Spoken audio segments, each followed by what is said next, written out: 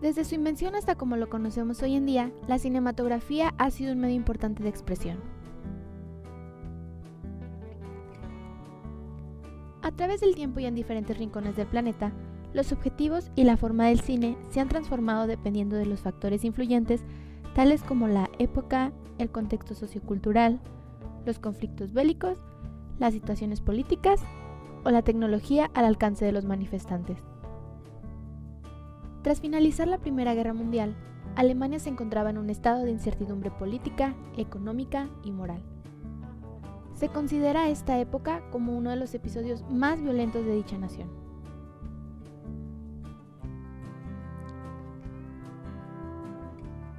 El expresionismo nace a principios del siglo XX como una reacción tanto al contexto al que se enfrentaban como a los modelos europeos impuestos en el arte desde el Renacimiento.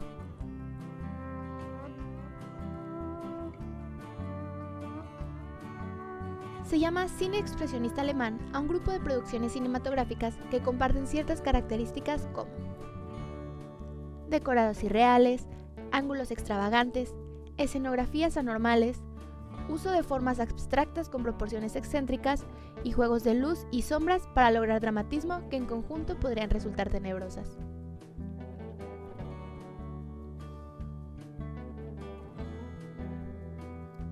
Los principales exponentes de este movimiento fueron Robert Wayne con películas como El gabinete del Dr. Caligari de 1920, Fritz Lang con Metrópolis de 1927,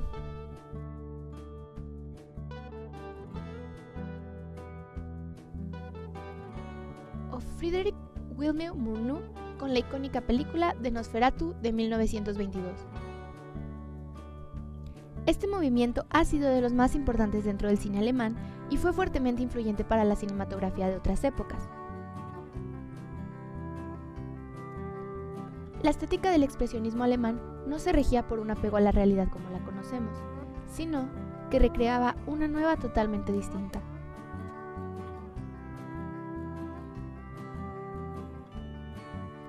Otra corriente que cobró peso fue el surrealismo, movimiento artístico que surge en Francia en 1924 descendiendo del dadaísmo. André Breton, considerado el fundador y principal exponente del movimiento, define a través del Manifiesto Surrealista al movimiento como automatismo psíquico puro, por cuyo medio se intenta expresar verbalmente, por escrito o de cualquier otro modo el funcionamiento real del pensamiento. Es un dictado del pensamiento sin la intervención reguladora de la razón, ajeno a toda preocupación estética o moral. Esta corriente interdisciplinaria expone temas que para la época eran considerados prohibidos, tales como el antifascismo, la sexualidad, el erotismo, el cuestionamiento a la religión, la moralidad y la burguesía. Visualmente, el surrealismo se caracteriza por ser un montaje ideológico y conceptual no lineal, con uniones entre secuencias y planos absurdos. También por el uso de tiempo y espacio confusos, sin explicación y meramente conceptuales.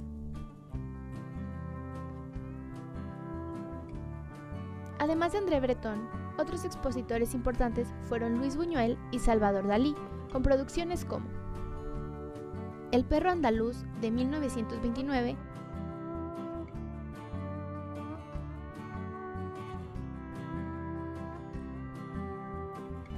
y La Edad de Oro de 1930.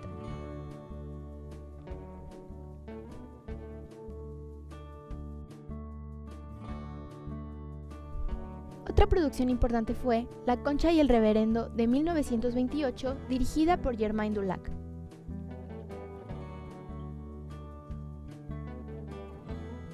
Otro ejemplo es el neorrealismo italiano, una corriente cinematográfica que surge en Italia en 1945 a raíz de la posguerra. Esta corriente nos muestra una Italia derrotada, triste y hambrienta. Nos expone las condiciones humanas y sociales a las que el pueblo italiano se estaba enfrentando. Además de esto, marcó una revolución ética y estética en el cine italiano de la época e influye posteriormente a otros movimientos cinematográficos del mundo. El neorrealismo italiano consta de contenido realista que retrata una denuncia social y nos introduce a los finales infelices y ambiguos. Visualmente, contaba con producciones austeras, pocas o ningunas fuentes de iluminación artificial y carente escenografía por la cual se realizaban las producciones fuera del set en los exteriores, haciendo uso de los espacios reales como espacios públicos, casas, calles y aprovechando la luz natural del día. Cesare Sabatini se considera el principal teórico y guionista del neorrealismo italiano, ya que fue un impulsor de otros productores italianos para que sus películas reflejaran la realidad nacional de dicha época.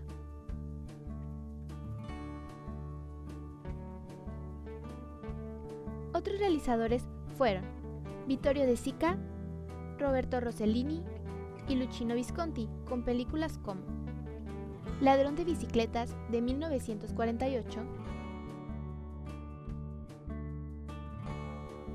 Roma, Ciudad Abierta de 1945,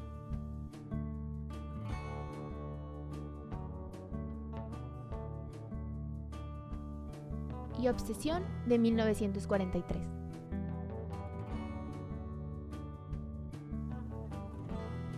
Ahora remontémonos a Francia a finales de los años 50. La nueva ola francesa, también conocida como Nouvelle Vague, expone una Francia cambiante social y culturalmente. Esta corriente revoluciona el cine rompiendo todas las reglas por las cuales este medio de expresión artística había sido regido, siendo una reacción a la narrativa clásica del cine. Se dice que la única regla de esta corriente es que no había reglas. Sin embargo, los elementos que la caracterizan son la utilización del plano secuencia, los planos detalle, planos picados y contrapicados, también la libertad creativa y discursiva, que principalmente trataba dramas psicológicos nacidos del existencialismo que representaban una respuesta contraria a la superficialidad del cine comercial. Entre los mayores expositores de la nueva ola se encuentran Jean-Luc Godard, Agnès Varda, François Truffaut y Jean-Pierre Melville, con películas como Sin aliento de 1960,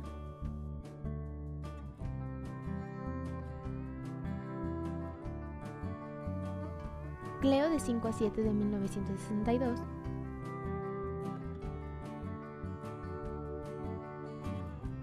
y Mi bello Sergio de 1958.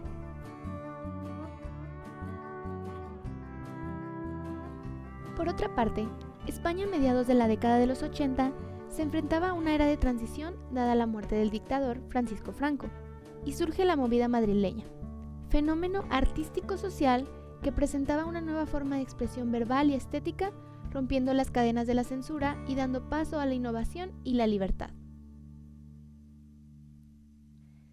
Este movimiento toca como temas principales la homosexualidad, la prostitución, las drogas, la vida nocturna, lo underground, la fiesta desenfrenada, el reconocimiento de la sexualidad y la crítica política a la sociedad española. El cine de esta movida se caracterizaba por ser un cine urbano que utilizaba personajes estrafalarios, pero que también exponían la condición humilde de las clases media o baja. El representante por excelencia de la movida madrileña es el director, guionista y productor Pedro Almodóvar, que aportó al movimiento películas como Tacones lejanos de 1991.